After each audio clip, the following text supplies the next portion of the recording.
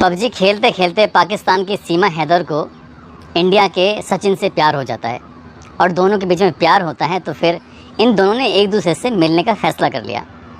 अब सचिन ने कहा कि मैं पाकिस्तान आ जाता हूँ तुमसे मिलने के लिए। तभी सीमा हैदर कहती है अगर तुम पाकिस्तान आए तो यहाँ तुम्हारे लिए दिक्कत खड़ी हो जाएगी, क्योंकि तुम्हारे हाथ पर ओम लिखा हुआ है। ओम को लोग देखेंगे और देखने के बाद कहीं ऐसा ना हो तुम्हारे ऊपर कोई ज़्यादा चार्जेस लग जाएँ, तुम्हारा भविष्य पूरी तरह से ख़राब ना हो जाए।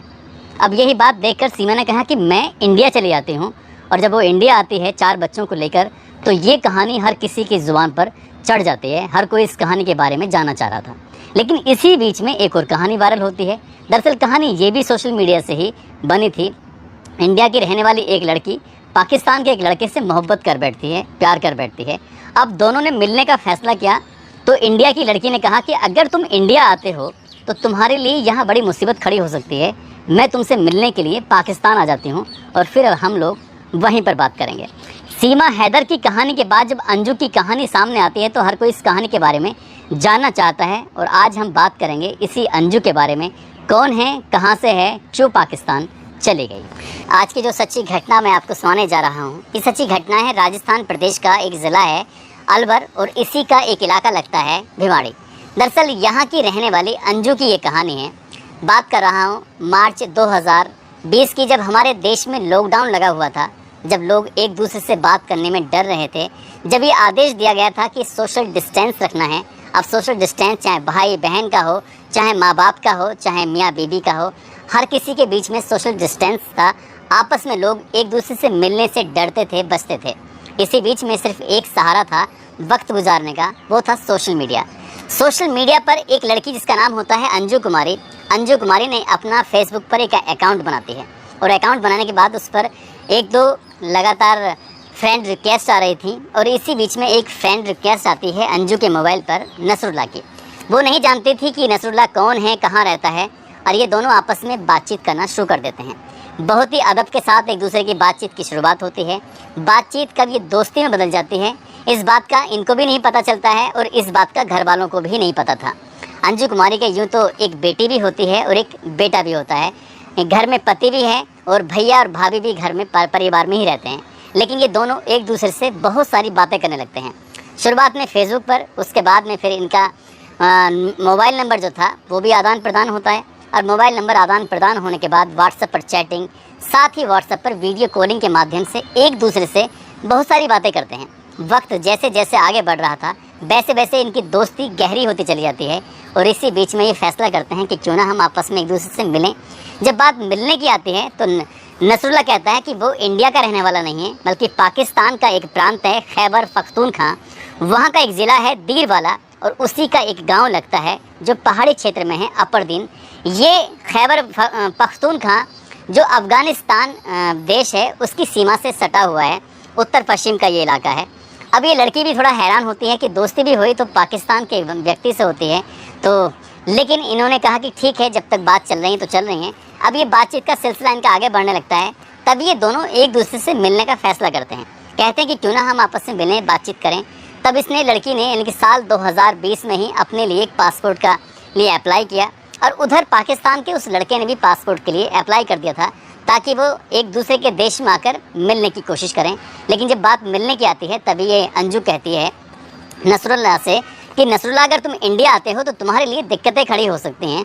यहाँ पर बहुत सारी जांच पड़ताल होती हैं, ऐसा ना हो तुम्हारे लिए परेशानी खड़ी हो जाए। मैं पाकिस्तान चली आती हूँ, तुम हिंदुस्तान मत आओ और मुझे पाकिस्तान बुलाने के लिए तुम कोशिश कर सकते हो। तभी ये नसरुल्लाह जो होता है वो पाकिस्तान के अंदर जो पाकिस्तानी दूतावास होते हैं, वहाँ के जो हाई कमीशन होते हैं, वहाँ पर चक्कर लगाता है। कहता है कि मेरी एक दोस्त है जो इंडिया में रहती है और मुझसे मिलना चाहती है। तो ये जो अधिकारी होते हैं, क्योंकि आसानी से यहाँ का वीज़ा मिलता नहीं है, चाहे इंडिया में पाकिस्तान का कोई व्यक्ति आना चाहता है या पाकिस्तान में इंडिया का व्यक्ति जाना चाहता है, आसानी से वीज़ा न मिलने की वजह यही है कि इनको दोनों को वीज़ा मिल नहीं रहा था। ये भी लड़की दिल्ली में चक्कर काट रही थी, लगातार दूतावास में जा रही थी, कह रही थी कि मुझे वीज़ा दे दो पाकिस्तान का, मुझे अपने दोस्त के जाना है, उनके यहाँ शादी समारोह में शामिल होना है। धीरे धीरे करके 2 साल का वक्त गुजर जाता है, लेकिन लड़की ने कभी भी अपने पति को या परिवार के बाकी लोगों को इतनी गहरी दोस्ती के बारे में कभी जिक्र नहीं किया था। बताया नहीं था और लगातार ये अप्लाई कर रहे थे। अप्लाई करते करते एक दिन ऐसा भी आता है इनकी 4 मई 2023 को आखिरकार इसकी मुराद पूरी हो जाती है, अंजू की भी और साथ ही नसरुल्लाह की भी।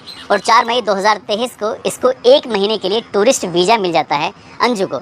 अब जैसे टूरिस्ट वीज़ा मिलता है तो उसके बाद फिर ये यहाँ से जाने का फ़ैसला करती है, लेकिन अपने पति अरविंद को कहती है कि मेरी एक दोस्त है जो कि जयपुर में रहती है और वो भिवाड़ी से जयपुर के लिए अपने पति से कहकर निकली थी, लेकिन वो जयपुर नहीं गई थी बल्कि वो पहुँच जाती है सीधा दिल्ली और दिल्ली से अमृतसर की गाड़ी पकड़ते हैं और अमृतसर के बाद ये बाघा बॉर्डर की गाड़ी पकड़ते हैं।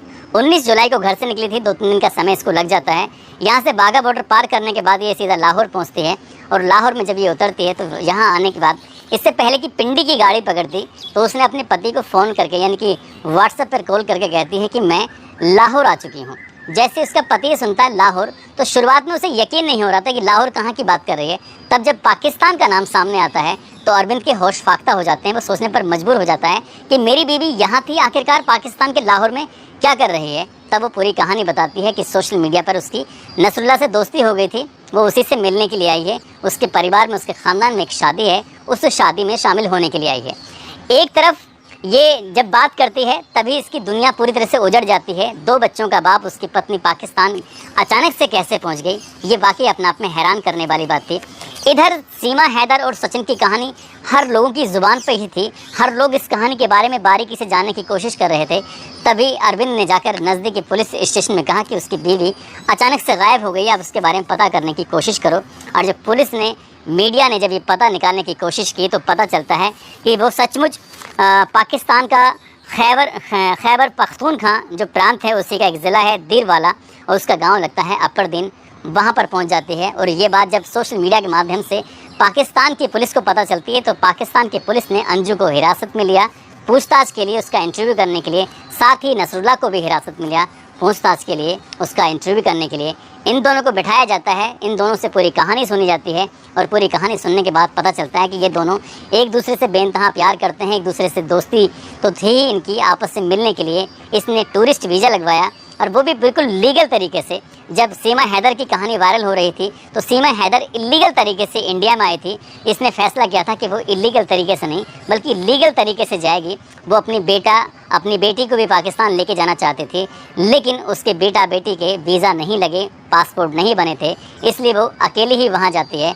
वहाँ जाने के बाद जब मीडिया कर्मी उससे लगातार सवाल कर रहे थे कि तुम क्या करने के लिए यहाँ पर आई हो, तो उसने कहा मैं शादी में शामिल होने के लिए।